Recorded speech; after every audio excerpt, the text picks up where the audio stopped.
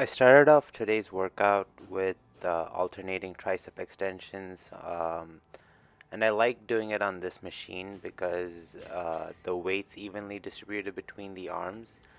Each cable is linked to an individual weight stack versus a combined weight stack, and so I'm a little OCD about symmetry and how much weight's distributed between the arms, and so I use that.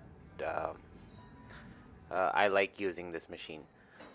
Really going for a squeeze here in the beginning. This was my first main exercise. So really focusing on getting blood moving into the tricep. Um, really like starting off with tricep bicep supersets. So as I said, I like supersetting tricep and bicep. So doing kettlebell curls. Um, I like doing curls with kettlebells because unlike a dumbbell, the dumbbell hits the side of the legs when you come down, and it kind of ruins the contraction for me and also kind of makes me mentally disconnect from my bicep. But doing it with the kettlebell allows me to keep that mind muscle connection going the entire way through, and also supersetting tricep and biceps gives a really good pump. But today, one of the things I wanted to do was do like, I guess, for lack of a better word, dynamic shoulders or explosive-ish shoulders. So I'm holding two kettlebells really light, doing a punch in each direction that requires like core rotational movement, which activates the obliques and the abs, and then while punching either side and bringing it back, you'll feel it on all heads of the shoulders. Um, Really gives a good burn in the shoulder area. So for the second circuit slash superset, so the way I train is I have these combinations or circuits or trisets or whatever that I make, and then I do like 3 to 5 sets of them. Here I'm starting off with a sit-up to press on the decline bench using the cable machine.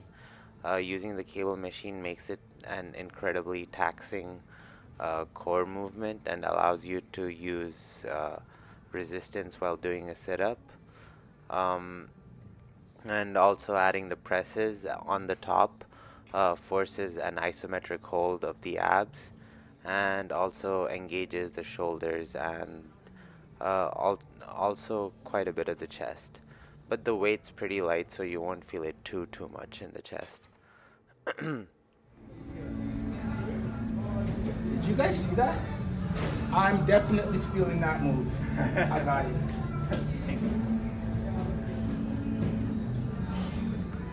So keeping with that idea of shoulder rotations, this time instead of doing two kettlebells at once, just doing one arm at a time.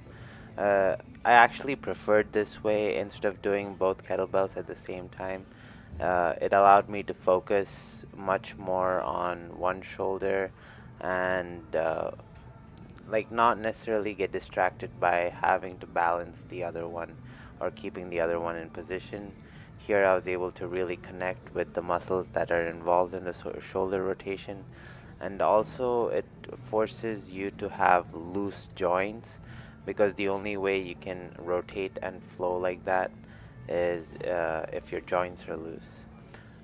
Here I'm doing like kettlebell side to side swings. Um, this is a really good core movement because you have to control the momentum at each side. So when you're on one side, you have to use the core to brace, and then you have to use the core to absorb that impact and then direct it back the other way. Really good exercise for shredding up the obliques. So here I'm doing cable side laterals, but I'm holding up one cable at a time. This forces an isometric contraction of the medial delts. Um, at least me personally, when I do these combinations where I'm holding an isometric and then doing one arm at a time, as far as the concentric part of it, I get a much better pump, and I really like doing movements that way. I'm also pulling the side lateral from a cross angle, so I'm holding the cables in a cross way. I find that that angle gives me a better contraction in the medial delts. So, kind of keeping with the theme of dynamic shoulder movements, so to speak. So using momentum from side to side uh, to like toss the kettlebell and then catch it. Uh, I'm using a mixture of the core and the shoulders to bring the weight up, and then at the top, letting go and then using.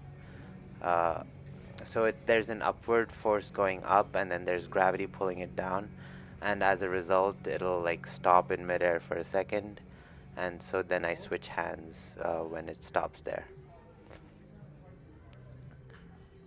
So here again, similar movement to what I was doing before, um, but doing two punches with, or doing one hand at a time, but two different kinds of punches.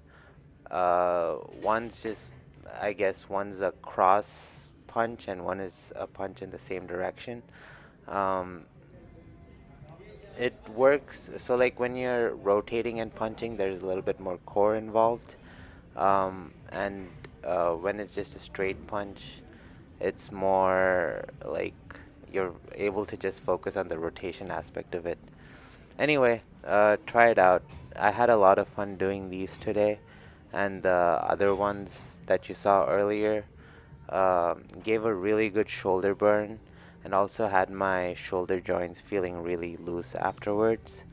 Um, I came across this on Instagram by this guy named like the Iron Worker or something, some Russian guy, but had a bunch of interesting kettlebell movements on his page, and decided to give it a shot.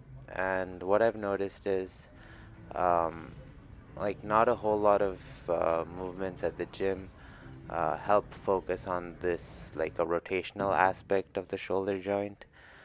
Even if you're doing rotator cuff work, it feels very like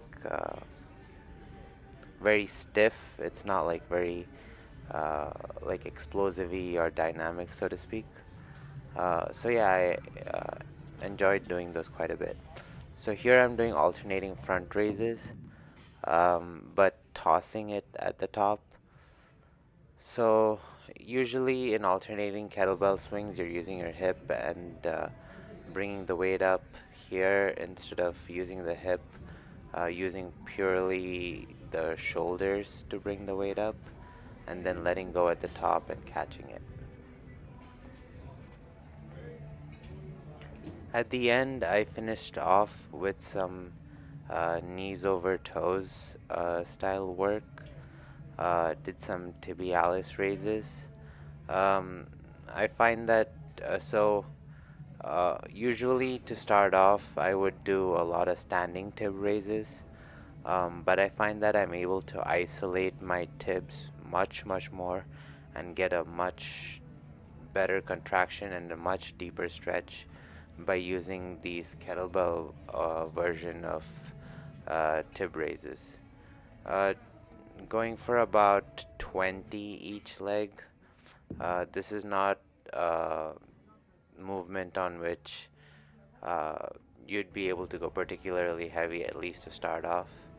And I'm focusing much more on getting really good activation of the tib than trying to overload it with too much weight.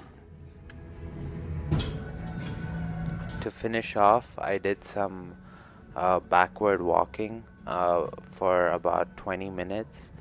So the first 5 minutes I just did pure backward walking. But for the remaining 15 minutes, what I did was I brought a 35-pound kettlebell and held it in one arm while walking backwards, and every minute I switched hands. Um, so holding it in one arm, so it's pretty much a reverse farmer carry walk, and so the reverse walking activates the quads and drives blood into the knee, which helps with knee mobility and if anyone has any knee issues. And yeah, pretty much doing a farmer carry is activating the core. Round two. Fuck you, let's go on another level. I like how he's always stunned. Like he's always on weed. I'm also. You she wanna get mocked? I want to get what? Mocked? Mugged? Mocked. What's mugged? You. Yeah, come join us.